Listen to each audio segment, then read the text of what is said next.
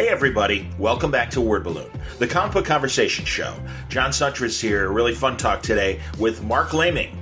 Now you might know Marc's work, he's been doing a lot of Star Wars work lately. In fact, at Celebration, they announced a new project with Star Wars that he and Greg Pak are doing. Boba Fett, Age of Rebellion, #1, comes out next Wednesday, the 8th.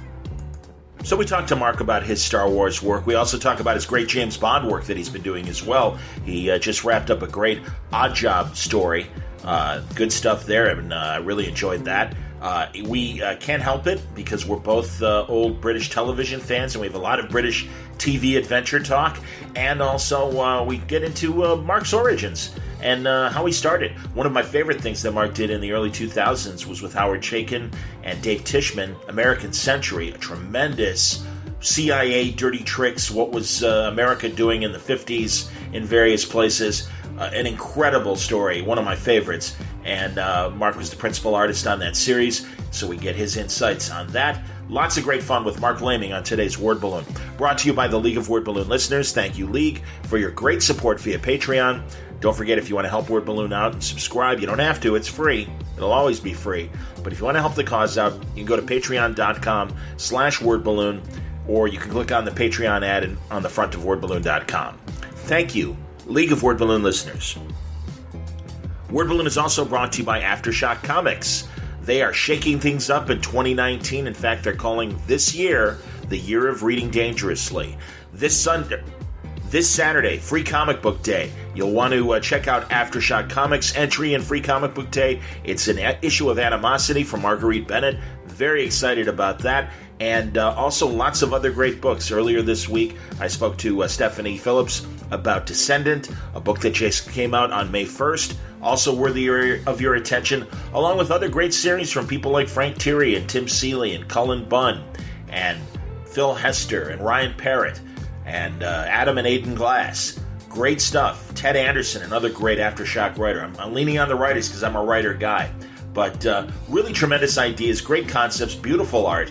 The full package from Aftershock Comics. Don't take my word for it. You can go to their website and check out full story descriptions, preview art, and the diamond codes on where to order these books through your local comic store at aftershockcomics.com. All right, let's get into this great conversation, an opportunity, a guy that I've known for a long time, and I've appreciated his enjoyment of my work, just as I mutually appreciate his incredible art. Always excited when I see Marc Laming's name on a comic book, and he's been doing great work in the Star Wars universe and the James Bond universe of late. We talk about that and more with Marc Laming on Word Balloon. Marc Laming, welcome to Word Balloon. I was going to say welcome back because we've had so many convention conversations over the years, but this is really, I believe, your first time on Word Balloon, so welcome. Thank you very much, John. Oh, dude, you know I love your work, and you're always a friendly face when we're both in the same convention city. We're recording this the weekend of Star Wars Celebration. That's in my backyard, and it's like a cruel joke because because I can't attend. But man, all our friends are there. I always say whenever I can't, like San Diego. In this case, I really am with a lame leg that is getting better. But I always say, oh, it's like you got a broken leg and you're watching from your window, and all the kids are playing on the street, and you're like, yeah, oh, all my friends are having a good time. I wish I could. I wish I could do that. So absolutely. I mean, I've been seeing posts from like friends who are writers, and one of my editors is off there at the moment. Cool. And it's just like, oh, how frustrating. And you've been doing a lot of Star Wars work of late. Tell me you've been posting amazing panel shots from a lot of your books. Absolutely, man. No, it's always, dude. I love your work and have for years before I even knew it was you. I mean, and we'll talk about some of those older projects, but no, you're a natural. I mean, it's a pleasure seeing it. What have you done recently for Star Wars? Yeah, I've just done 2 Age of Rebellion books with Greg Pak again, who I did worked with on James Bond. Yep. So that was great, going from one book to another lot of books with the same writer, because you're completely in their headspace in terms of how they see stuff, and there isn't that normal kind of weird jar from one project to another where you're getting used to each other, you know? Sure. Absolutely, man. And we are going to talk about your James Bond work with Greg as well. But yeah, are these one shots, or how do these work? Yeah, they're nicely wrapped up, kind of like quick glimpses into stuff that's happened either just before or during the A New Hope kind of period. Sure, that's cool. But they're nice. They're nice. They're what I would call sort of good old school one and done stories. That's excellent, man. I've always loved that with IDW and Star Trek as well. And yeah, absolutely, they're great at doing those. Yeah, and they slip in these stories that can easily slip into continuity in the same way that Shadows of the Empire, the novel, certainly did back in the day between Empire and Jedi. Yeah, absolutely. Yeah, no, that's great, man. It's interesting. I haven't watched it yet. I guess, and actually, maybe it was an old video, but I noticed that Mark Hamill had something on YouTube warning of, from a movie standpoint, Star Wars fatigue, because there is so much product happening every year. And I don't know. That's interesting. I mean, obviously, you and I grew up, with the original trilogy and the special editions, and then, of course, the second trilogy. And there was a nice breathing room in between those epics. Even the movies as they were coming out, you had 2 or 3 years in between them. Certainly the initial trilogy and all. And yeah, I don't know. That's interesting because unlike Star Trek that had been on consistently, certainly from Next Generation through and starting with the original series movies till the early 2000s with Enterprise, over 700 episodes and all that, and the producers were claiming fan fatigue with that. I don't know if we're at that point yet or not with Star Wars. What do you think? Oh, it's difficult to tell. Star Wars fandom is a thing unto itself. Yes. And, and if we think comics is bad, don't go there. I'm with you, man. Yeah, yikes. So you don't know what people really like or don't like or how they feel about it or because we're not hearing the real voice of the fan. You're hearing Joe Blow being PO'd that there are women in his films. Right. Yeah, the cranks, frankly. The loud cranks. No, absolutely agree. Even Solo. I liked Solo. I love that film. There you go, man. And that, it was a lot. And that had real problems as an adventure film because you knew that the main characters could have no jeopardy. This is true. Nothing bad could happen to them because we know what's going to happen. So, they did really well to make that work. Well, and also, you're right. And again, much like your own Star Wars comics that you're doing with Age of Rebellion stories, it's the journey. It's okay. We know that they're going to make it home. So that is true. But, man, I liked Woody Harrelson's character. I really liked the woman. Can I confess I don't watch Game of Thrones? But I immediately fell in love with the love interest. And my friend's like, oh, yeah, she's on Game of Thrones. I'm like, I had no idea. But, she was great. And and I never know how to say his name properly, the kid that's taken over for Harrison Ford, that's a thankless job, man. Yeah, absolutely. And he was great as well. I thought he did fine. What I love about the new Star Wars films is just how interesting the new cast are. I thought that those would be the things that I didn't like, and I'd be like hanging out for Mark Hamill to turn up. But with the main saga stuff, I'm kind of like, no, get off the screen. I want to see Rey and Finn and that stuff. That's much more interesting for me. I agree. I like the characters a lot. It is interesting, and I wonder how cohesive things are between what JJ did in the first movie, what Ryan did in the second movie, and now the third movie. It's almost like the old DC challenge back in the day, or the Commandy challenge of recent vintage, where you hand it off to the next creative team, and it's like, okay, I painted them in a corner. Let's see how you get out of it. And that does kind of bother me that there isn't more of a real structured story in place. And because I do agree with you, and the only critique I would have is that the stories are too spread out, and it's like you just introduced these characters. Can't Finn, Poe, and Rey work together for a while, please? That kind of pisses me off. I got to be honest, and that's my only quibble with the new movies. I think we're really going to see that in the next film. I think so. I hope so. Yeah, man. No, I agree. And yeah, again, I think it'll be interesting to see. And also, There's also studio aspirations of how well these movies do. And I always love that, the Solo didn't perform well, it only made $600 million. Yeah. Hold on one second, I have to take this call real fast. No worries. Oops. Are they there? Damn it. Oh, yeah, hold on one second. Sorry, I got to put you on speaker. There you are. Okay. This is Jen calling from the office of the building. And, Yes, ma'am. We figured out the card issue, and you should be good to go with the card that you have right now. Outstanding. Okay, great. I'll see you guys tonight. Yeah, indeed. All right, have a good All one. right, thanks for your help. No worries. All right, bye-bye. The ID I used to get in the building for radio wasn't working, and I realized, oh my God, it's 4 o'clock my time. I have to call them before close of business, so I can get in tonight because I'm doing the overnight shift tonight. But anyway, I'll take care of it. That's the good news. All right, back to our conversation. But yeah, Yes. that unrealistic kind of the movie tanked. It only made $600 million. I don't get that. Yeah, no, every showing I saw of that film, it was full and people were loving it. Yeah. So, you can't judge what's successful and what's not by what you hear on the internet anymore, I don't think. And isn't it funny? I wonder if you feel the same way.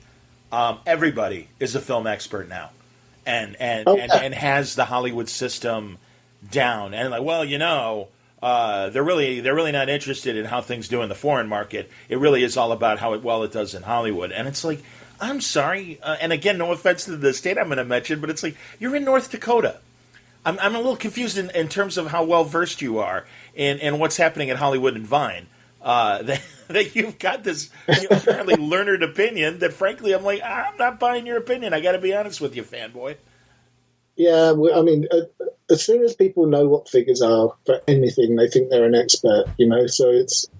And then they never get a true picture. No. So, it's like with comic sales. I always laugh when somebody is telling me how badly a comic is doing because you haven't seen the real figures. Absolutely. No, you're right about that. There's the sale through that the stores are the ones that are buying, and those are the numbers that we see. But again, certainly what's reported is only the American market. We don't see the foreign market.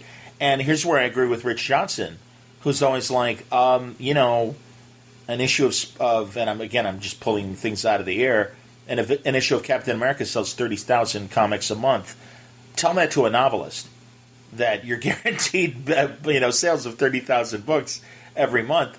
That's good. That's not bad. Oh, yeah, absolutely. So, there's that, and there's always that fear, we only have 3, books that have sold in the 6 figures and stuff like that. It's like, just relax. Everything's fine. So. Yeah, most best-selling authors will be really happy with those sales. Oh, yeah, absolutely, man. Crazy. How long has it been since you've worked on a creator-owned thing, or have you ever? Because, tell me.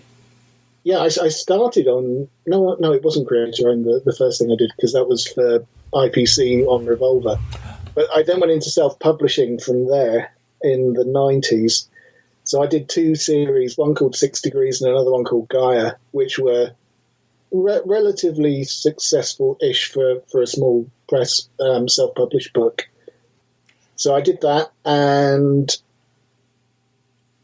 pretty much everything else I've done since then has either been licensed or owned by the company, or like with American Century, owned by Howard. Right. So that's what I was initially thinking might qualify per se as a creator-owned book as well. But again, that's Howard's thing. Yeah. Howard. Yeah. Did you do any 2000 AD work? No. I did a whole load of inventory stuff for Revolver when Peter Hogan was the editor over there. Okay. And I started working for them just as the magazine went under. Wow. So it was kind of like, here's all this work for you. And it was straight from college, so I was really excited and revved up, that I'd got work straight away. And then the magazine world just fell to pieces in the UK. Wow. So how did the American publishers become aware of your stuff? Did you go to San Diego and politics? Yeah, Did you send samples to publishers? What'd you do? I used to do San Diego every year from sort of 95 through to 2001, 2002 was the last one I think I did. Damn. That's not cheap. Jesus. No, it was that was where all the money went. Sure, for the man. year was, but it was worth it because you're investing in. I was self-publishing, and I was also putting together portfolio pages all the time for that. But I was getting really good feedback from editors. If I went to talk to people at DC or Dark Horse, it was always kind of like, yeah, that you were almost there. Or they would offer me work, and it would, for one reason or another, not come through. But it felt positive enough. That's excellent. Until when would it have been? 99. I was talking to Dan Abnett and Andy Lanning because I'd been talking to the editor on Resurrection Man about doing some fill-ins on that. Wow. And they're like, well, unfortunately, the book's just been cancelled. So it's like, damn, again. And it was like, well, since that's happened, let's go and talk to Shelley Roberg, as she was then, now Bond. Yes. And that's how Shelley couldn't see me that day, but she took my work. But sort of 3 days later, I got a phone call from her offering me work on The Dreaming. And then from the work I did on that, I got American Century. That's outstanding. I love Shelley Pond, and I mean, she's such a sweet person, and I love her. She's as I'm sure you already know, massive Anglophile, and including her husband, of course. but no, I love talking 80s pop music in particular, and a lot of our favorite British bands. And I always tell her, because she worked at her college radio station in the midst of the new wave era. I think she's a few years younger than me, but close enough. And I'm always like, oh, Shelley, we would have been such good friends if we were at university together. Because truly, I do. I think about this all the time, and it's like, oh my God, I love that band. And then, with Black Crown and everything, she's really been exposing me to a bunch of bands that I had never heard of, that never really, came over here in the States. So, no, anytime I see her at a con, I'm always happy to talk to her. She's great. And I got to get her back on the show. I hope eventually your schedule might allow for a future collaboration with her, because I love what she's doing with Black Crown. Yeah, we've talked about it. I think it's about her finding the right project to fit everybody, because she very much curates all of that stuff. So, but, so we didn't talk for a good long while. And then at Thought Bubble about 4 years ago when she was there, we were both kind of like, it'd be really nice to work together again. So, let's see how it goes. Here's hoping, man. Yes, she's one of those thoughtful editors, and that's why I was eager to talk to her on the record on Word Balloon, because she and Joan Hilty and Will Dennis and Axel, when he was over at Vertigo, and even of course his Marvel years as well, I just appreciate their critical eye when it comes to, okay, let's put these people together, and that's great. And I just think that is such a rare talent. She was great at putting the right people together with the right people. Yeah, definitely. And and so was Will, and the office at that point in the early 2000s was really cooking in terms of coming up with really interesting stuff. Completely agree, man. And I mean, young Jason Aaron, Azzarello coming on in 99 or so with 100 Bullets, and Johnny Double, and I love the stuff that was coming out of Vertigo. And I've had this conversation with others as well, where DC was always kind of stingy about, and then the policy still stands, they won't let their editors do podcasts. And I got to know Will Dennis through Jason and through Azzarello. And I'd see him at shows, and I'd always be like, Will, there's going to come a day where you're not working at DC. And when that day happens, I hope you'll come on Word Balloon. And he's like, oh, yeah, of course. He's like, sure. He goes, I don't know when that's going to happen. And again, this goes back, 12 or so years. And then, when he didn't make the move to Burbank, I'm like, I don't mean to pounce, but can we talk? And he's like, give me 6 months to decompress, and then absolutely. And, God, he got, shame on me, now I'm blanking. God damn it. Scott Snyder, and he did, first of all, he did The Losers with Andy Dillon. Jock. I couldn't think of Jock's name. And when he did Jock's art book, Will came on solo. And then when Jock's art book came out, and I had met Jock a handful of times at shows, great guy. And finally, get Jock on the show with Will. And I'm just like, this is fantastic. I love this. I'm like, and I still got to talk to Diggle. I'm such a fan of his. I love his writing and have for years. And I got that 2000 AD documentary, Future Shock, and I heard about his time as editor-in-chief, and as I understand it, some of the old 2000 AD guard not too crazy about Andy as an editor, and I'd say, oh, that's really interesting. But I've always appreciated his writing. So no, it's been great getting to know the British creators that I've had on, and get to be at cons, and I always appreciate all of you, and forgive the generality, but truly, like, the perception of American properties, and there's just something that's slightly different when it comes from a British writer, and I don't know if you feel that way, but we really like even James Robinson, and certainly Grant Morrison, and Neil, of course, Gaiman, and everybody. It just seems like, in their hands, suddenly the character becomes a little different, a little stranger, and ideas come up that, I don't know if it's American writers hadn't thought of it before, or the format was simpler when the American writers were doing it and stuff. But, at least, again, that's been my perception. And certainly Alan Moore, another great example of that. But I don't know. What do you ever have any thoughts like that? I've always thought that I think perhaps we have a different affection level for those characters. We love them, but it's kind of like, but there's other things, rather than it being kind of that because of the sporadic nature of how we got comics in the UK, yes, where they may or not arrive. It was so you couldn't really call yourself like a Marvel fan only or a DC fan only in the time when we were all growing up, because James is probably only 8-9 years older than me. Okay, if that. So it's about how we got our comics, because they weren't there as regularly, and if you got beaten to the issue that you wanted by somebody else, you weren't going to see it.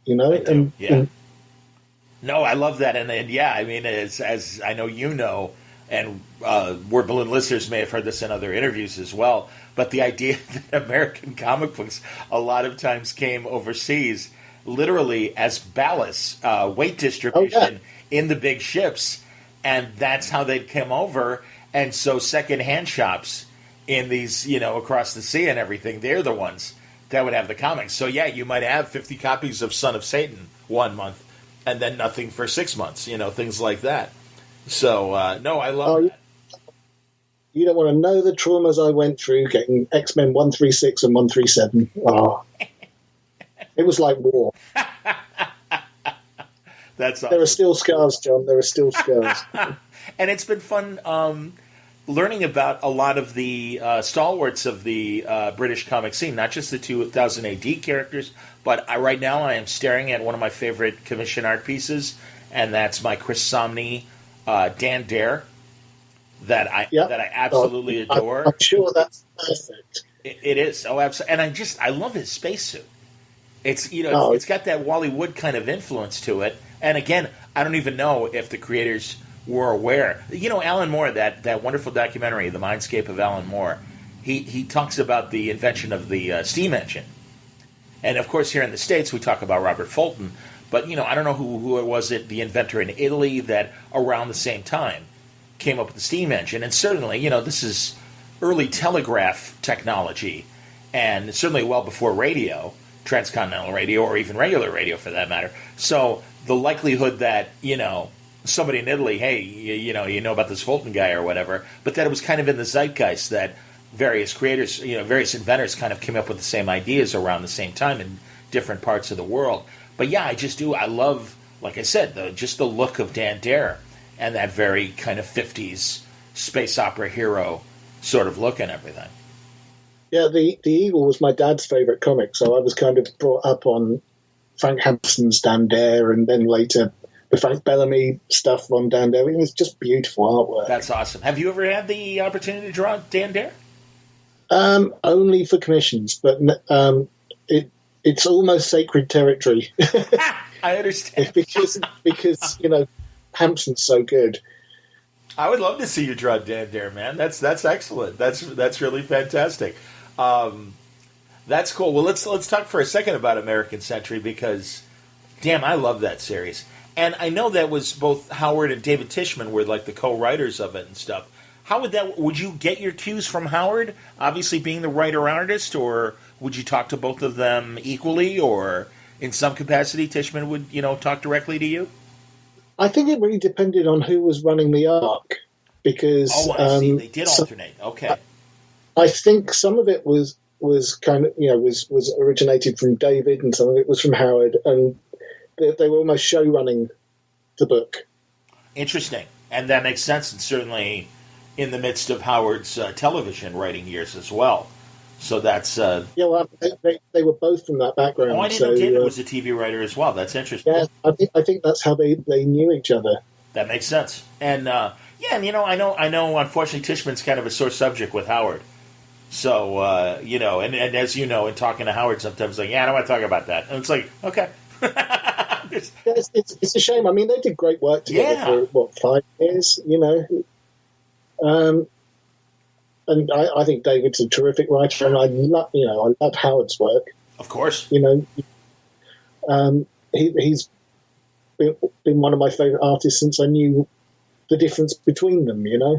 I can appreciate that, and I feel the same way. And going back to the Dominic Fortune years, and hell, Star Wars, him and Ray Thomas doing the original adaptation. I know he absolutely hates it, but it's still one of my favourite comics is the hack job that he did on issue 1 of Star Wars. Sorry, Howard, it's just great stuff. I feel the same way, and I do. I always feel like I'm sitting down with a Boris Spassky level chess player when I'm about to talk to Howard, and I try to be as prepared as I possibly can. But the good news is we love a lot of the same things. But again, having the decade or so on me from a years in consumption standpoint, I'm the student. Obviously, he's the master, and I do. I love talking to him about jazz and about old movies, and he always turns me on to new writers of crime and espionage stories. And no, I love him, and I think that Rough and Ready thing he did for DC. That was fantastic, wasn't it? Oh my God, yes! And it's so funny. I was watching on YouTube today a thing about the history of Hanna-Barbera, and that was their first television series, and it did okay, but obviously then things exploded with Huckleberry Hound. But just to bring Rough and Ready back and kind of treat them like Dean Martin and Jerry Lewis, and that kind of hip comedy duo that is trying to find their way in today's modern social media and media machine world and dealing with Hollywood compared to their prime of the 50s. I just thought it was a brilliant idea. And it's a great attack on the crappiness of today's entertainment world. Oh, absolutely. I thought it was fantastic. It was one of the books I took away with me last summer to read when I was on vacation, and it was like a real highlight. I hear you, man. Excellent. And but, you're working on... Oh, go ahead. You finish, and then I'll talk more about American Century. Yeah, I was just going to say that we had the Jerry Lewis and Dean Martin analogues in American Century as well in the second arc. God, I am going to have to go back. I've got the trades. I'm going to have to go back and reread that. That's fantastic. That's excellent. Yeah, that was full of really great stuff about, the mafia within Hollywood and all sorts of stuff going on there, and the Senate hearings for the writers and all that kind of stuff. Absolutely. Very cool. That's the thing. I love American Century because it really is basically, and I don't even know if you can call it the secret history of the United States, but all of the skullduggery that was going on in the 50s when on the surface, President Eisenhower and the culture is remembered as this happy days, very innocent time. And meanwhile, certainly it was very public as the McCarthy hearings were going on and the communist witch hunting that was going on back then. And, but then again, the secret wars that were happening in South America. And that was my first exposure to that stuff, was reading American Century. And yes, I did. That was stuff I had no clue about until we got to it. So that was, being a bit of a history buff, that was great stuff. Agreed. All fuel to the fire, Yeah, and that initial hero that we follow was almost like Milton Caniff's Steve Canyon. And that was the pitch. That was that it was Steve Canyon, but left wing. Yeah. This again, the stuff that we didn't read about in the comic strip stories and stuff, and it's like, oh yeah, while he was doing these nice things, he was basically a cargo guy running dirty tricks with the CIA and hanging out and for United Fruit. That fascinates me. My God, there's amazing for Word Balloon listeners. There's an amazing documentary. We take bananas so for granted, and they're as fruit goes ridiculously cheap. And there's a very scary, ugly reason why. And a lot of people in South America are really being, taken advantage of to keep bananas so cheap. And you can find documentaries about that. And in fact, I had a friend who was an American journalist, and he was a writer about the Chiquita Banana Company. And they fought back. And it really became this very ugly thing. And he did nothing wrong, but the senior writer had obtained corporate voicemails from Chiquita. Oh, wow. And even though the information they had was absolutely true about the corruption and the worker abuse that was happening down there, they got them on, hey, you got these voicemails illegally. And the senior writer ended up getting, prison time, and it was crazy, and it ruined my buddy for a while. He was working for the Cincinnati Enquirer. He had to leave, and thankfully he was absolved, but because he was part of the story, his reputation was kind of mud in Cincinnati, and Chiquita's corporate headquarters was in Cincinnati. So Gannett, the publisher of his paper, stuck by him and gave him another job in a different city, so he had to move to Detroit and work for the Detroit Free Press for a while. Yeah, and again, he followed the rules. He's an honorable guy. It was insane, and God, it's the saddest kind of scandal that any of my friends had ever had to deal with from a professional standpoint. So ever since then, and with American Century and the like, I learned more about United Fruit and its impact on Central and South America. It's pretty crazy shit. Yeah, absolutely. But let's say, that was what was great about those books, was that, that it was a history lesson, but it didn't feel like it because it was wrapped up in the adventure story. Totally. Absolutely. No, truly one of my favorite 90s, early 2000s books, if it did start in the late 90s. But it was 2000. Okay, that makes sense. Because I really came back to comics myself in around 98, 99, when Kevin Smith was writing Daredevil with Joe Quesada, and Greg Rucka was doing Batman's No Man's Land, and he was one of the writers for Denny O'Neil on No Man's Land. Bendis was starting Powers and Ultimate Spider-Man. That era is kind of when, as an adult, I'm like, oh, look at this, comics are good again. The writing is on par with the art for a change. It's been a while. So it was... Yeah, there was so much good stuff at that point. Absolutely, man. Yeah. And especially after the drought we'd had sort of with Image agreed. launch. Yes, absolutely, man, absolutely. Well, that's why. Now, you say your career really started as you self-published and things like that. And again, I'm glad, don't get me wrong, I'm glad that you get the call for licensed books as you do.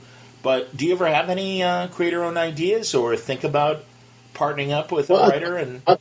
I have been working on one with, it's like almost 40 pages in, with a writer over at Marvel. Great. But he's very, very busy, and already has a couple of create your own books as well as very high-profile stuff over at Marvel, and just finding the time. Understood. Yeah, man. Well, you know what? But it's absolutely fantastic stuff. It's one of the best things I've ever read, and I'm fully on board as soon as we can get back to it, if you see what I mean. I hope you do, and when you're able to talk about it, certainly you have to come back and do that. And as you were telling me, a lot of the Star Wars stuff you've been doing lately has been with Greg Pak, and of course you guys just finished up a great James Bond arc that Oddjob was a big player in. The excellent character played by, I want to say, Harold Tanaka in Goldfinger. If people might remember him as the heavy-set Asian gentleman who had the razor-sharp derby and was really one of the first great in the tradition later of Jaws and some of the other great enforcers that have James Bond has come across. It's Oddjob was certainly a wonderful character in Goldfinger. Yeah, and we had great fun playing with him kind of being a bit like that, but being more up to date and a bit more sexy. Well, that's the thing, man. It was like it certainly didn't look like Harold Tanaka. He was younger and thinner, and kind of exactly a bit more of a the original Oddjob does appear in issue 2. Oh, that's excellent. Is he his son or? No, I think it's that whole thing of James Bond might be code name, not a person, but a code name. That's fantastic. It's full of that rule. I know. I think you and I have talked about this in the past. I always wondered why they didn't just come out and do it in the films and just say, because there really is kind of an oxymoron of James Bond being a world famous secret agent that seems to be globally known. And I understand international exports and all that, but really, like at the beginning of Die Another Day, when he shows up in Hong Kong, Mr. Bond, wonderful, we'll have a suite for you and stuff. And it's like, wait a minute. And in fact, I always felt like Len Dayton with Ipcris File and Harry Palmer stories and things like that. That was almost the reality response to what Ian Fleming was doing. And it was really more like, yeah, guess what? The real spy is this like faceless little bureaucrat that is probably flying coach and staying in a shithole hotel and, not necessarily hanging out with Elkie Summer or any beautiful woman that you might think of at the moment or whatever. But yeah, that like make it a code name. And also even further, I know Roger Moore, before he died, he always talked about, wouldn't it be great to have the current Bond in trouble and do a crossover and literally have a couple old Bonds show up and help him and rescue him. Oh, I did not know that. That would have been great. Like the Doctors. Exactly, man. Yeah, totally, exactly. And that's a great. And as he gets older, I wonder if you had this feeling as well. I thought Timothy Dalton. I'm if you know the reference, the movie Boys Town. Spencer Tracy plays this wonderful priest, Father Flanagan, who took care of wayward boys. And the real Father Flanagan's phrase was, "There's no such thing as a bad boy." And I feel that way about James Bond. There's no such thing as a bad Bond. I think George Lazenby did just fine. Of course, he wasn't the actor. Oh, he's my favorite Bond. There you go, man. There you go. I always say On Her Majesty's Secret Service is literally the best James Bond movie ever made. Yeah, absolutely. Hands down. Although I really like the Daniel Craig movies, but I think as being a separate thing. I don't know why. I think they're perfect in their own way, but they don't feel like the first bunch of the films. So I feel like this is like Bond point 2, No, I absolutely agree. And I do think post Roger Moore, they've all been kind of, reclaiming glimpses of what Moore and Connery brought to the character in particular. And of course, Lazenby's movie is, between those last two Connery films as well. But what I was going to say about Timothy Dalton is, I love Timothy Dalton as James Bond. I think he did fine in the two performances he gave and the material they did for him. I know the budgets decreased with each film between Living Daylights and License to Kill. But all that said, I really felt as he got older, he looked more and more proper. I mean, he was a fine young James Bond, like Daniel Craig is a fine young was a fine young James Bond as we've seen him age in 13 years. But that said, God, when he played Brendan Fraser's father in the Looney Tunes Back in Action movie, and it was obviously a parody of James Bond, it's like, there's James Bond. He should be James Bond right now. Nothing against Pierce Brosnan in the day, but it's just like, oh man, look how great Timothy Dalton looks. And wouldn't it be great to see 45, 50-year-old Timothy Dalton being James Bond? I think he would have been amazing. Oh, absolutely. I mean, he was fantastic in his first outing as Bond. Yeah, absolutely. It was suddenly this harder-edged, willing to headbutt somebody on the nose, James Bond, And I was thinking, well, that's the Bond we want to see. And it was a shame that got watered down in the next movie. Agreed. That and their concern, and I get it, because, good Lord, we're certainly living it even more now. But that was its own kind of awakening period where people are like, James Bond is kind of a jerk when it comes to women, and, isn't he a bit misogynistic? Shouldn't we, do something to change that in some way? And I always felt like they were kind of searching for a proper way to, make Bond more appropriate. I almost wonder, and I've really, again, I think, Craig's Casino Royale is absolutely fantastic. And I would say ultimately, Connery was the man, and obviously the first. It's the same thing with Captain Kirk and Shatner, or Harrison Ford and Han Solo. It's like, no, man, they created the mold. They created the template. But, I really do love Daniel Craig. And again, I think, and I like, for the most part, his run. But, Quantum of Solace certainly has its script problems. I felt like Spectre kind of had some of its script problems. I like Skyfall. I thought it was fun. But yeah, I'd have to say, my order, it's Connery, then Craig, then Roger Moore. And I really appreciated Roger Moore. It got a little goofy. And I also am kind of, and I don't know how much he was sincere in his autobiography, but it was nice to see that post Moonraker, every film he did, he'd be like, don't you think I'm kind of old for this now? And I loved For Your Eyes Only, where he really played it up, and that skater would just fling herself physically into his arms, and he'd roll his eyes like, look, I'm old enough to be your father. Please stop. And it was great. And the other thing, too, is after the gimmickiness of Moonraker, that they did get back to basics with For Your Eyes Only. And it's like, that's great. Because I love The Saint. I really, yes. And I still watch Saint reruns. They're on American TV all the time. So yeah, I really do. And I haven't watched yet that Saint 2-hour pilot movie they made with Eliza Dushku in it as well. And I can't remember the young actor, but I know Ian Ogilvy and Moore made appearances in the movie, and Moore was a co-executive producer of The Saint from day one when he was doing it in the 60s, which I love that whole thing. That actually had some sort of ownership to the television version of the character. And they almost did what he was proposing with Bond, where The Saint was part of a larger organization, and both Ian Ogilvy and Moore were likely Simon Templar before this current guy was. And I still want to see that movie and see what it's like. And I loved Ogilvy's Saint series as well. Oh, me too. I was exactly the right age when that came out. For that to I was too. We got it on late night CBS television, and they would show it like at 11:30 for the Coast Times, 10:30 Central Time. And so that was a great bedtime kind of, let's watch The Saint before we go to bed. And it was great. And also we were getting Patrick McNee's New Avengers with... which was terrific as well, yeah. With, what's her name? The blonde, who's...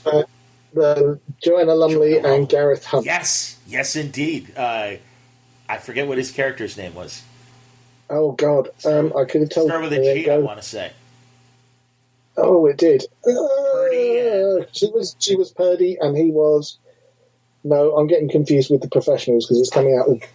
Dude, I loved all of those slick, hour-long and half-hour-long team detective or, adventurer kind of series. And I even loved Tony Curtis and Roger Moore pre-James Bond. I was going to say that was a fantastic series. What was it called again? I'm blanking. Was it The Persuaders? The Persuaders, absolutely. My God. Yeah.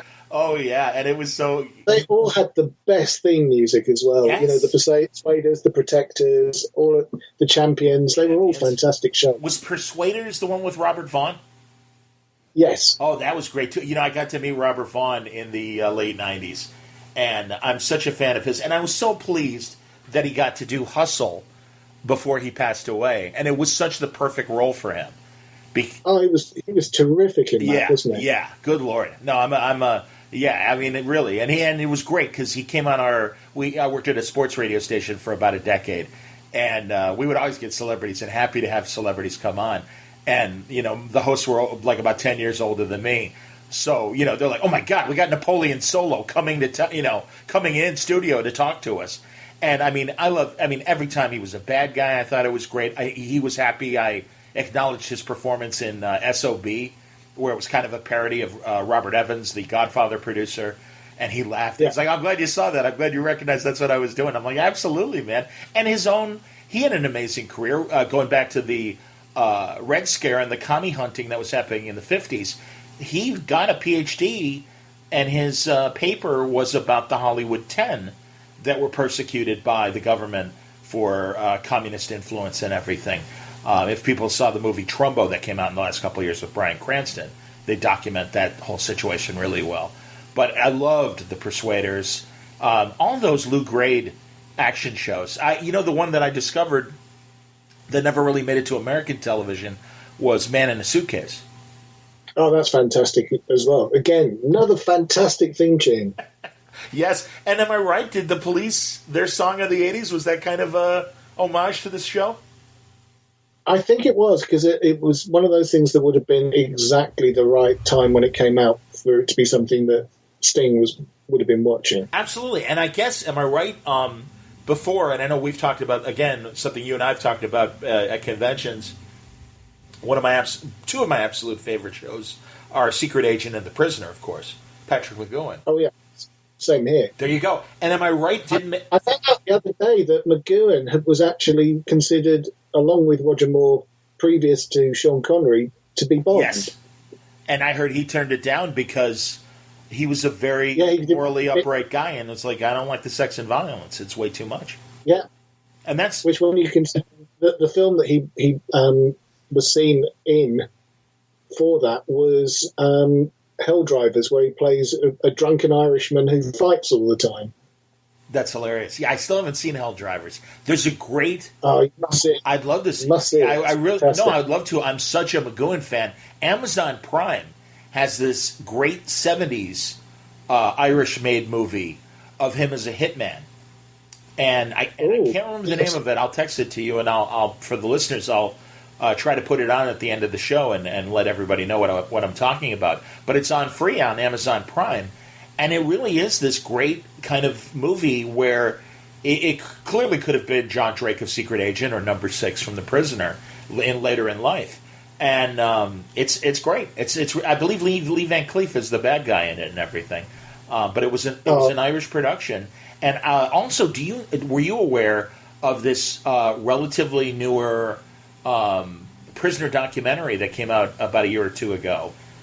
And I want to say it's called In My Mind.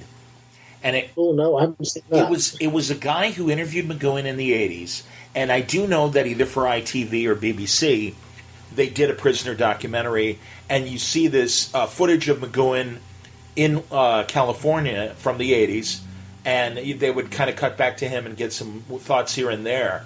Well, he took all the raw footage and made a completely new documentary with that and talked more about McGowan's rules in terms of what he wanted to talk about, how he wanted to do the shoot, and very interesting stuff. Plus, the filmmaker went to Port Meridian, right? That's where the village was? Yeah. And so you see Port Meridian today, and my God, if people listening are at all fans of the 60s Prisoner show, we got to go. We got to go to Wales and go to Port. Oh yeah, you have to go. It's a lot smaller than you think it is, but it's amazing. And it looks it is like stepping into the show. Yeah, it relatively looks the same because it is so small and idyllic, and oh my God, it's amazing. I know, man. If I had money to burn, I'd be there tomorrow. I swear to God. I think I was probably, because it was 67, 68, and as far as when, because they ran only 17 episodes, and I know you know all this. They ran it as a summer replacement series for, of all things, Jackie Gleason's variety show on CBS. And I literally was like 4 years old and probably caught it in 68, barely aware of television, but I do know my parents had great taste. They watched that, they watched The Avengers, they appreciated British television that was coming over here. And so I saw it then, and then in the 70s, our public television station in Chicago ran the show. And that's when I really understood it as a pre-high schooler, and it blew my mind. and it was so amazing and so interesting, and I've loved it ever since. So yeah, but what I was going to say is when McGowan stopped doing Secret Agent and wanted to do The Prisoner, wasn't that how Man in the Suitcase kind of happened? It could well be. It's not something I knew, but I would have seen that as being a possibility. Okay. Yeah, I love that stuff, man. And I've got the DVDs of Secret Agent and The Prisoner. And no, I'm constantly fascinated by The Prisoner itself. That unfortunate reboot they tried to do about 10 or 12 years ago with Jim Caviezel and Ian McKellen. I had great hopes for that because of the cast. And, it's hard to recapture that juice that the original had. Yeah, I don't think you can be as wacky as it was and make it work. True. Mind you, having said that, oh gosh, what's the name of the show? It's the TV show about Xavier's son. Yes. I can't think of the title. God, Mark, I'm so glad you said that. Legion. Yes.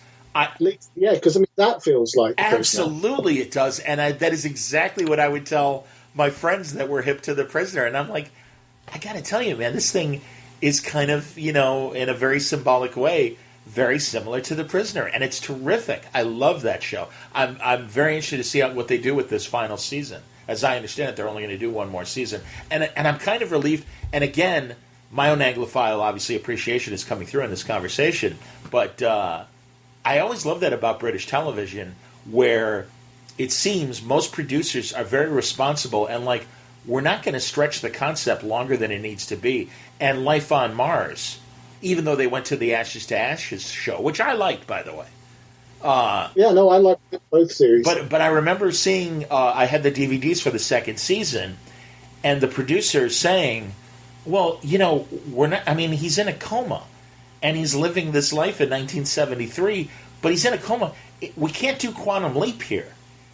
This show can't be open-ended and just keep having have adventures. He's lying in state. We got to do something about that and wrap up this story. So, it's only 16 episodes. If it was 8 episodes each season or 6 episodes each season, I can't remember, or even 13. But that's the great thing about that original story. And again, I came to the Sweeney and certainly saw the Sweeney's influence on Life of Mars. And so Gene Hunt was complete carved off. John Thor's character. Yes, indeed. Oh God, great stuff, man. Good Lord, I'm telling you, I am. I did like Harvey Keitel as him in the American version. I'll tell you, man, I appreciated the casting. He and Michael Imperioli being part of the American Gene Hunt crew. But they made the mistake, I think, of being too literal in taking those original scripts. And what worked in Philip Gleisner's mouth didn't work for me coming out of Harvey Keitel's mouth. He had that, I don't even remember the context, but I know Gene Hunt at one point on the British show says, "How, you're going to give your girl a twirl?" And it's like, yeah, of course, Philip Gleisner says it, and it's music. And it just when Keitel said it, I'm like, yeah, that doesn't sound right, man. I don't know. And also Jason Mara, was he the Sam Tyler of the American version? Yes. He was great. Oh, no, that's the thing. There were a lot of good things about the American one. I hated the ending. Good Lord. Oh, the ending was terrible. but it was well dressed as well. I mean, it looked like the 70s. Absolutely. No question. And I got to tell you, I'm a huge... It's Keely Keely Hawes, right? That Ashes to Ashes, isn't that how you say her name? Yes. She's lovely. Good Lord, I've loved her since Spooks, MI5, as it was known in American TV. But, and I even love her Durrell's at Corfu television series that takes place in the 30s, and she's the matriarch of a British family that moves to the Greek islands, and being Greek, it's cracking me up. Yeah, that's the Durrell book, isn't it? My Family and Other Animals. Yes, absolutely. Yes, indeed. That's the source material. And I haven't watched The Bodyguard yet. Speaking of... I've still not seen that. When it was on the list of things that Nate Cosby was like, "You must watch this." It's like, well, I can watch or I can draw. I hear you, man. I'm the same way. I know I still haven't seen Umbrella Academy yet on Netflix, and it's just like, hey, that is great. And I hear that, but it's like, hey, I'm making my shit, man. I don't have time to watch everything, and I keep meaning to, but I just haven't gotten to it yet. But yeah, no, Bodyguard's on my list as well, man. Good Lord. So let's get back to Bond. And again, I love the tangent because I know that you love the same shit that I do. So it's been fun talking about it. But so yeah, who are give me your list of Bonds. My favorite Bond, easily Lazenby. And not because nobody else likes him, but I think he's really, really good. I mean, yes, he some of his dialogue was dubbed and things like that, but he gives a great performance. Agreed. And he's sufficiently mean, and he actually looks like he would be able to seduce women. And for goodness sake, he gets to go down a ramp in the snow on his belly, firing a machine gun. It's the best action moment in the movie. Absolutely, man. Yeah. And they gave him a great cast. Diana Rigg was amazing as Tracy, and Telly Savalas was a fantastic Blofeld. Yeah, absolutely. I think it's a really, really underrated Bond movie. Totally agree. And one that got buried unfairly, I think, because Lazenby had really bad advice after he had made the film. Yes, yeah. And was kind of angry at the backlash that, well, he certainly knows Sean Connery. And I've loved seeing him in Bond documentaries and his own documentary as well about his life. And he's like, I probably should have made at least one more, Yeah, that's a great documentary as well. Agreed. I was really pleased to hear that, he hadn't just sort of settled into alcoholism and, sheep farming or something. So it was nice to hear that, he'd had a success elsewhere in the world. Absolutely, man. And I'm kicking myself. In early San Diego, pre-2010, he was there signing at a dealer table of some sort. And I wish I had known that. But it was unfortunately after his appearance. And I'm like, I totally would have stayed in line to meet George Lazenby. I'm such a fan. And, he's in The Return of the Man from U.N.C.L.E., the mid-'80s. And it's fantastic, yes. his career in that movie.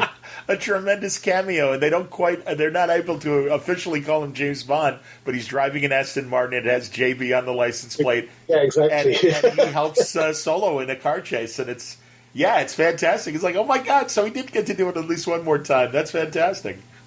So, no, I hear you. All right, so after Lazenby, then what's the rest of your list? Then it's Connery. Then, you see, Roger Moore was my James Bond as a kid. Yes, me too. My first film in the theater. But yeah, my dad had made me watch Dr. No when it was on TV. Late one night, I can remember being woken up by him, and it was like, "You must come and watch this movie." And I couldn't relate the two because it's like a very different sort of film. Totally. Roger Moore, he was my guy from The Saints, and he was really cheeky and I hear you. And a great adventure hero. And then there was this thug in Bond with Connery, which I absolutely thought was fantastic. So the person who puts a woman in the way of a bullet, and says, "My friend's a bit tired," That's excellent, man. And yeah, like I said, Live and Let Die was my first in-theater James Bond experience. And I was 8 or 9 when I saw it. And it's funny, I always tell, and Jeff Loeb laughed at me, the first time I saw Dr. No was also on television, and I saw it and Goldfinger on black and white televisions. So I had no idea until much later. I'm like, these were made in color. And also... it would have been the same for me. Sure. I would have them as being black and white things. Well, and I've even seen television commercials that they made for the film release of Goldfinger and Dr. No and things, and they were black and white made commercials. Yeah. So but yeah, it was, I had no idea. I'm like, okay, great. Even better. They look even better in color. So. I mean, we as a family had black and white TV for years, so I was pretty surprised when things like the Avengers were in color. It's like, well, no, surely they're in black and white. I love seeing those early seasons, the Honor Blackman seasons of the Avengers, where they really were shot live on film. And oh yeah, absolutely. They were taking pee breaks during the advert breaks. And I'm just such. They always have that slightly flushed look of like, I'm back. I'm a huge golden age of television fan and of early live TV of the 40s and 50s and even into the early 60s and even early videotape and everything. But yeah, I do. I love seeing those because of that. And she was great. And I've loved too. Big Finish, the audio company, has gone back and taken the scripts of not only the Kathy Gale Avenger years, the pre-Diana Rigg years, for people who don't know what I'm talking about. Hell, they probably don't even know that Avengers and Diana Rigg and Emma Peel. But there was a female companion, Kathy Gale, before Emma Peel. And then, but even before that, it was the two men. It was Steed and Doctor, I can't remember the doctor's name, but I know Big Finish has produced early Avenger stories featuring John Steed and the Doctor, the two original adventurers before Kathy Gale, and those have been really great to hear as well. I'm a huge Avengers fan.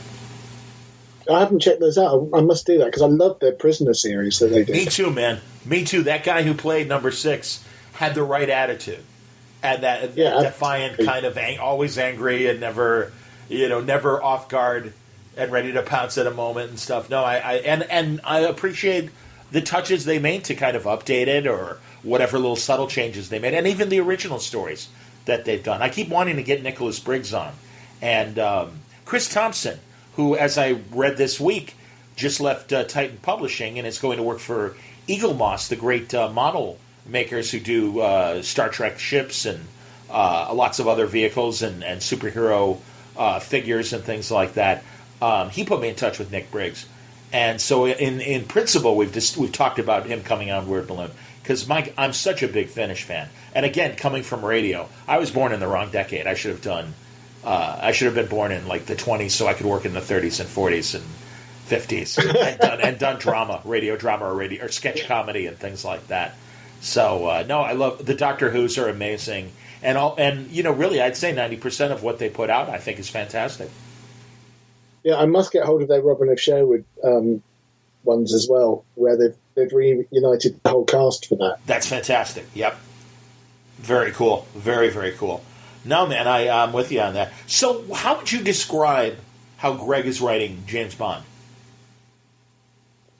I think it feels very Fleming. Cool.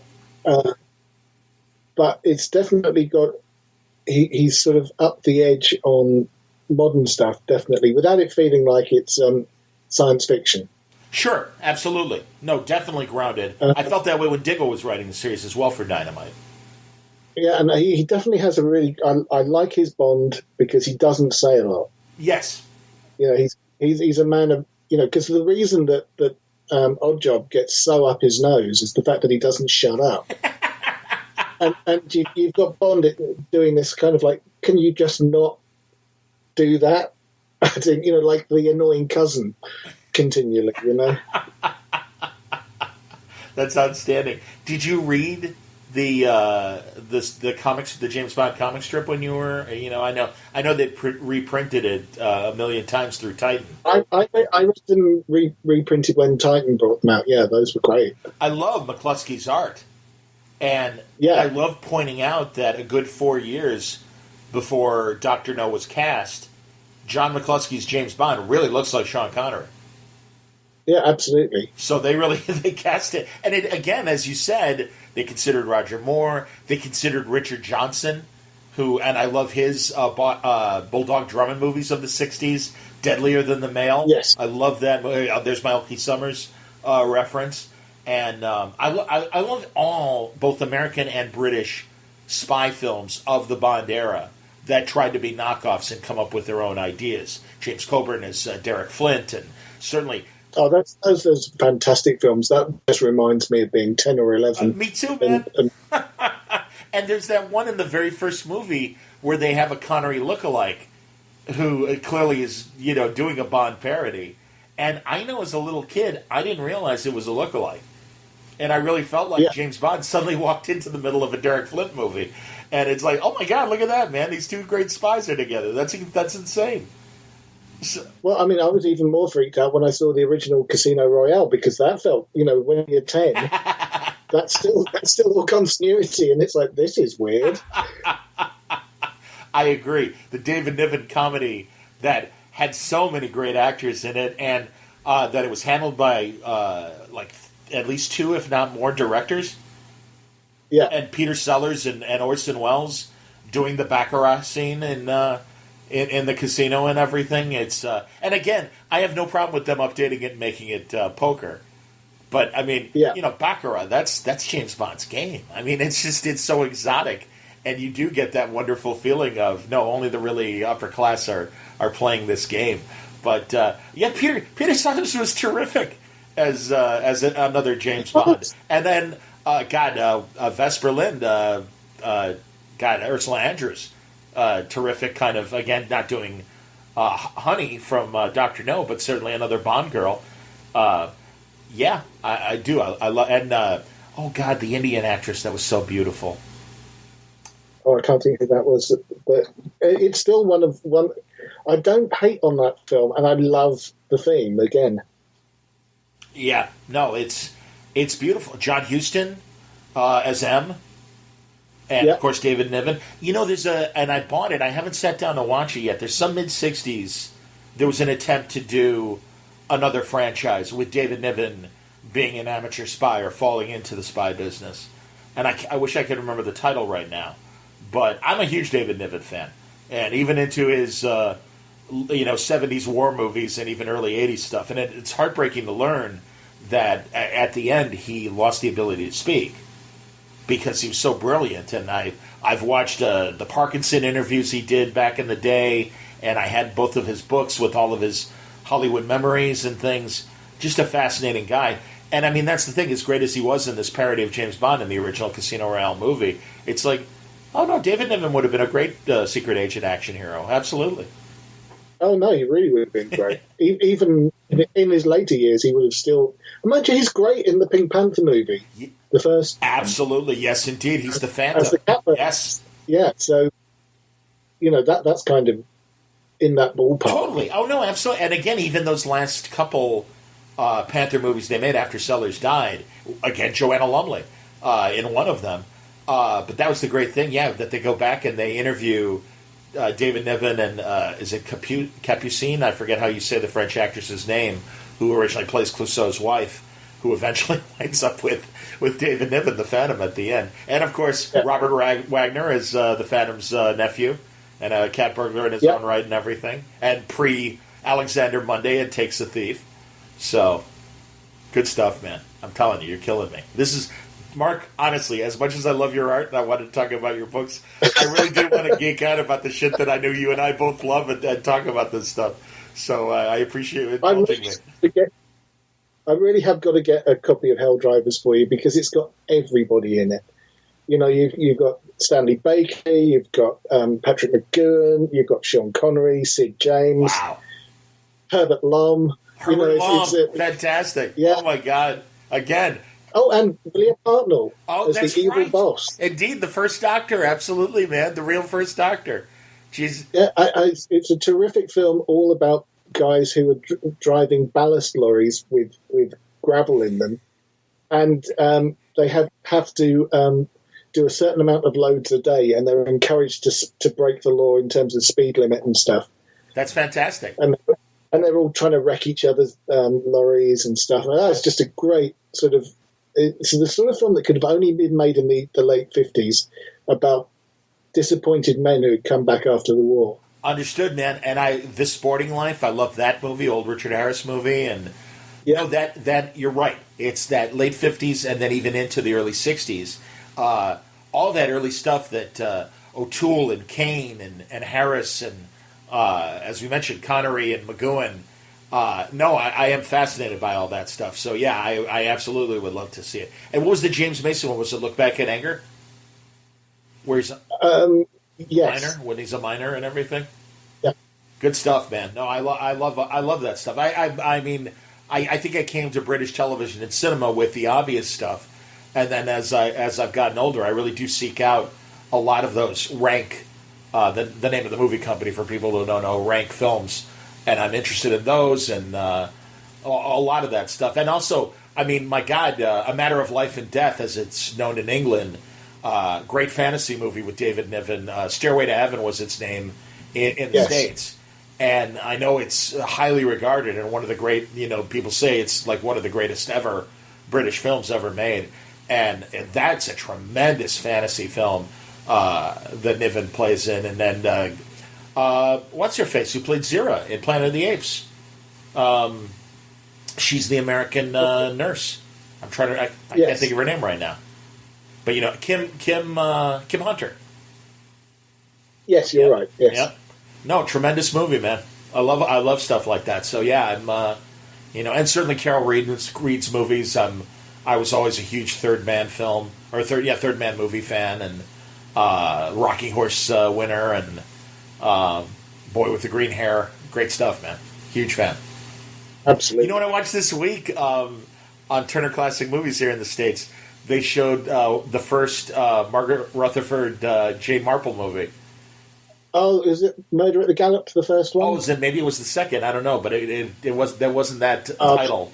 But they're so good. Oh my God, yes! And I mean, she's wonderful. I mean, it's not Miss Marple from the books, but she is just wonderful in those films. Absolutely, man. I think the first thing I ever saw her in was on The Double. I want to say was a Danny Kaye movie that came out in the early 60s, and it was a World War II movie where he was an American soldier and looked like a General Montgomery sort of...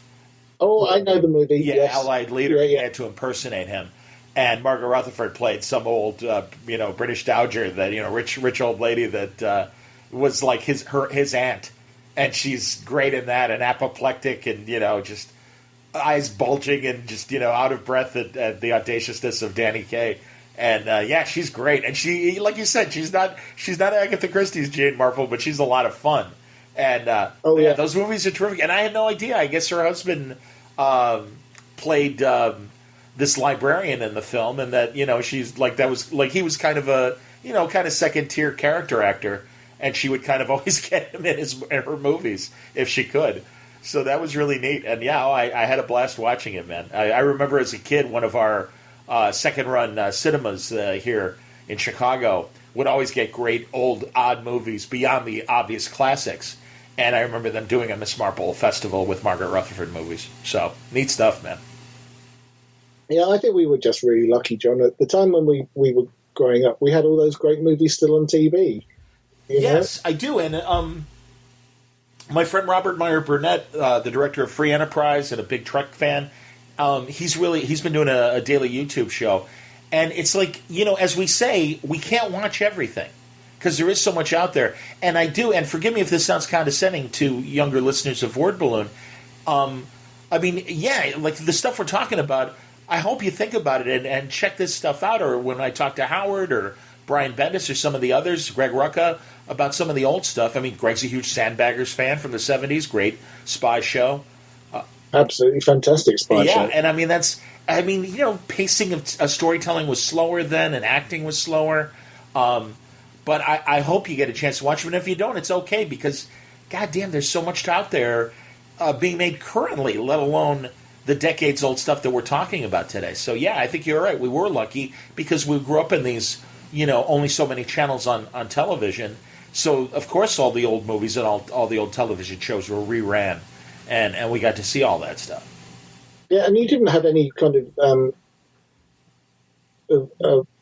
fear of watching something black and white, because all TV was black and white. Absolutely, no, and you're right. I mean, you're right, and that does kind of close the book on so many great productions that young people won't even think about, because it's like, oh, it's black and white. Nah, not interested. Can't hold my attention. I'm always surprised by friends when they kind of give you the, I won't watch anything before Star Wars. Isn't that interesting? It's like, yes. Yeah, it's like, oh no, please, you're missing out on so much great stuff. I agree. Forbidden Planet, perfect example, man. Yeah. absolutely. I mean, and that's from the 50s. Good Lord. And it's funny, I heard Rob talking about Forbidden Planet, and he's right. He's like, pretty much that's the template for the original Star Trek, and it was made, a good 12 years before Roddenberry's show. But you can see the through line from the crew of Forbidden Planet into the Enterprise. Yeah, you really can. It's the structure of the crew and everything about Absolutely. Absolutely. Now, even the ray guns have got that kind of feel about them. Sure. And the fact that it's treated like a naval vessel and things like that. Absolutely. The Doctor's an important character. The fact that they're going to this alien world and discovering this ancient alien culture. And, Walter Pidgeon is tremendous as Morpheus, the bad guy, and Anne Baxter is lovely as the ingenue. It's great stuff, man. No, I'm again, and it's in color, kids. And of course, they probably have seen Robbie the Robot, at least the models of Robbie and stuff, because it's such an iconic thing. Well, Absolutely. Watch the movie where he was originally from, and again, certainly the inspiration for the robot from Lost in Space. So, good stuff, man. You're killing me. This is good. I haven't had a chance to... Yeah, I mean, go ahead. I think the first time I saw it, I was convinced that it was like the Cage episode of Star Trek, and it was a Star Trek I hadn't seen. Exactly, 100%, man. Absolutely. And Richard, it's funny, I didn't get to see George Lazenby at San Diego Comic-Con. I did get to briefly meet Richard Anderson, who played Oscar Goldman in the $6 Million Man television show. Oh, awesome. And, God, he had a fascinating career. And I wish I had the opportunity before he passed away to talk to him more, because he's the Doctor in Forbidden Planet. Not to mention a million other film and television roles. He was one of those go-to guys at Universal Studios that would just do an important 10 minutes or 5 minutes of a role in a film, or be a great guest star on The Fugitive or some of the other classic iconic 50s and 60s television shows. And it was so, so great. And then again, being the spy master of the $6 Million Man and Bionic Woman. And he was just strong. He just such a great, great character actor. So I have a great picture of him and Lee Majors from $6 Million Man that he autographed to me. And I'm that's fantastic. Did you meet Lee Majors as well? I have not had the opportunity to meet Lee Majors. I would love to meet Lee Majors. I'm a huge, huge fan. That show, show again came at the right time of our age, and we were, pre high school kids. And it's funny. I was talking about the 270s Marvel movies of Captain America that Reb Brown starred in, and yes, they're goofy, but if you can get by the costume of the first movie, because at least the second movie they were on model, and he doesn't. He's not wearing the crash helmet, right? And the costume does look like the comic book costume, thankfully. But when he's Steve Rogers, I thought he really was. He had some dignity about him. I think he did. I mean, he's again, we're not talking about an A-list actor, but I do think he was incredibly good for what he tried to do. And the action scenes were right there with $6 Million Man action scenes, and they were around that same contemporary time. And I'm like, I got to tell you, I know we laugh at, like I said, the motorcycle outfit and everything, but I can't deny I loved those movies when I was a kid. They were great because it's like, oh my God, we're getting a Captain America movie. Yeah, well, I mean, it's whenever I hear people moan about like the Marvel Cinematic Universe or the DC things, it's like, dude, if you were around in the 70s, this would have blown your socks off. Yeah. Because, we had Cap on a motorbike wearing a crash helmet with wings. And the Doctor Strange movie, and oh, that's terrific. But and Spider-Man's webs looking like rope. Yeah, but I loved that show. I was so disappointed when it was cancelled. Oh, me too. I didn't realize. Mark Miller told me that I think the pilot and maybe one other episode were stitched together as a 2-hour movie. Yeah, I went to see that at the movie theater. There you go, man. Absolutely, and I think that's terrific. And I know the Uncle 2-part episodes were made into overseas movies as well, and had added scenes and stuff like that. So that was always cool. No, I hear you, man. Well, and again, the one saving grace is it's like, look, you can laugh at Lou Ferrigno's wig and some things, but it's like the Hulk was a good TV show.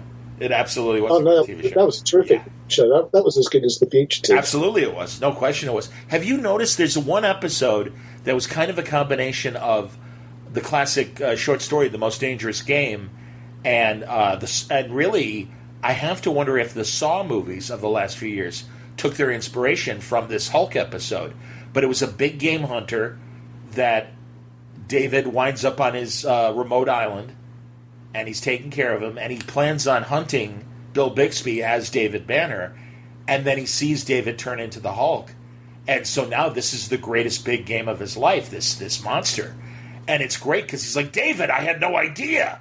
This is amazing. Oh, wow, that's an episode I hadn't seen. I must check, dude, see if I can find that. That sounds awesome. Absolutely, and it's great because, like Saw, this hunter sets up these death traps and leaves a cassette recorder to play for Banner. And it's like, okay, David, you have to get across this bridge, and if you do, you'll survive. If not, I'll be waiting for you on the end of where you start with a gun, and I will kill you. So it is these kind of Saw scenarios that he has to get through. And the ending is even great and surprising and quite disturbing for network 70s television. And that's all I'll say about it. But truly, I rediscovered it a few years ago in reruns, and I'm like, I don't remember this episode. And again, the way it ended, I'm like, and I tell all my comic book friends, I'm like, you have to see this one specific episode of the Hulk. It will really elevate your appreciation of the show because the writing in it is great. Bixby's acting his ass off, and it's a very intriguing episode. It's really, really great. Wow, she'll have to sort that one out. Man. I don't have the title, but I think, I don't even remember which specific season. I want to say the 3rd or 4th season. So, too goddamn funny. Is there anything coming up that you can talk about, Mark, as far as future projects? Well, I've got the Boba Fett book coming out, and I'm then moving on to another Star Wars book, but that's all I can say about that. Fair enough, and I appreciate that you occasionally through Instagram and Twitter and the like will give us glimpses of what you're currently working on. It's always iconic. It's always beautiful. I know I've been seeing Boba Fett panels in the recent days. Oh, that's been the most fun to draw as well. Greg's basically written me a great Western to draw, so it's wonderful stuff. That's cool. That's fantastic. Well, as always, man, it's always thrilling to learn that we've got a new Marc Laming book coming out, because I know, too, I know that with your art, it might be difficult to do a monthly that doesn't have enough back time to really give you the opportunity to kind of do a full arc. Am I? Is that a correct presumption? If it isn't, correct me. The real trouble is a lot of books now, if you want to stay on for a regular pitch, they've got to be done in 4 weeks. And I'm a kind of 5-week guy. There you go. And that's working, some ridiculous nights and things like that to get the book done too. So, I wish I was faster, but I'm not. But the good news is, I think great editors kind of find a way to get work to you, and you're always worth the wait, man. It's always iconic. Your commissions always blow me away as well. And truly, as I said, as we've gotten to know each other over these convention years, it's always a pleasure to see you and talk to you. I just said this to my friend Susan Eisenberg, the animated Wonder Woman. Can't we all live on the same street and we can see each other more often than the months and years that go by sometimes before we see each other face to face? But it's always a pleasure, and I know sometimes, again, your work schedule makes it harder for you to make every convention, and I'm laid up, and they're not letting me do many shows this year. So, but hopefully I'll see you face to face real soon, and if not, you're always welcome back for another conversation like the one we just had. Oh, well, I'd be more than happy to come back, John. It's always fun talking with you.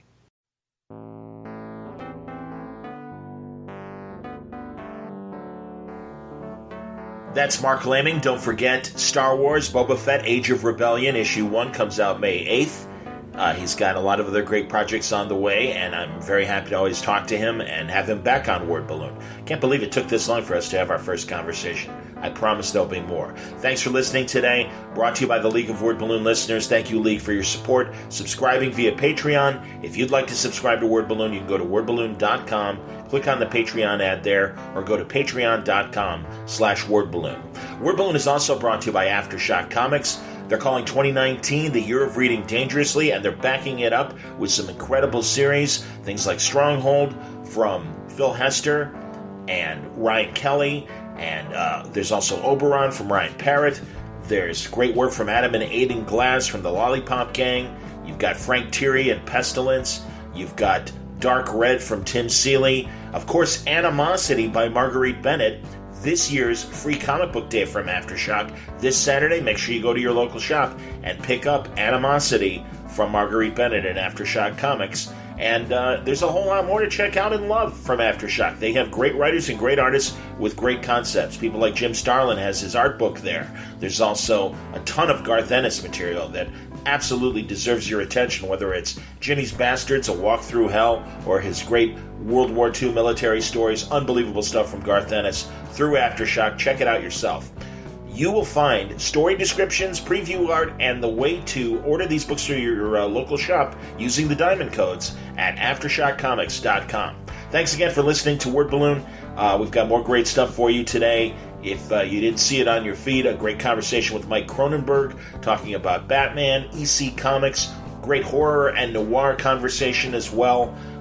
Mike, in addition to doing great cover work for Tomorrow's Publishing and also making the Batcave Companion with Mike Urey, he also works for Noir City and Ringside Seat, covering the subjects of noir films and boxing, two of my favorite subjects. So it's always fun to talk to Mike Cronenberg, and we have a new conversation for you today on Word Balloon. And Chip Zdarsky is back. Chip is kicking ass at Marvel with great series. I love The Invaders, and this first arc about why Namor is going nuts and having to confront his old World War II pals. Always happy when Jim Hammond is back, the original Human Torch, and of course Cap and Bucky as well, the Winter Soldier. Really neat stuff from The Invaders, and then also his run on Daredevil is exceptional, and it's always tough when you follow a great run. I thought Charles Soule hit it out of the park with his Daredevil run, and I'm happy to say 5 issues in, Chip is doing a great job on Daredevil. Plus, Spider-Man Life Story. Pretty interesting stuff. Life Story is a look at Spider-Man through the decades and reflecting on what was happening to Spider-Man in the Marvel Universe, but also what was happening in the real world as well. A really interesting take on the Spider-Man legacy and putting him on a different biographical path. It's a really neat story, deserves your attention. Chip Zdarsky will be talking about his Marvel work and more on the next Word Balloon. Until then, thanks for listening. Word Balloon is a copyright feature of Shaky Productions. Copyright 2019.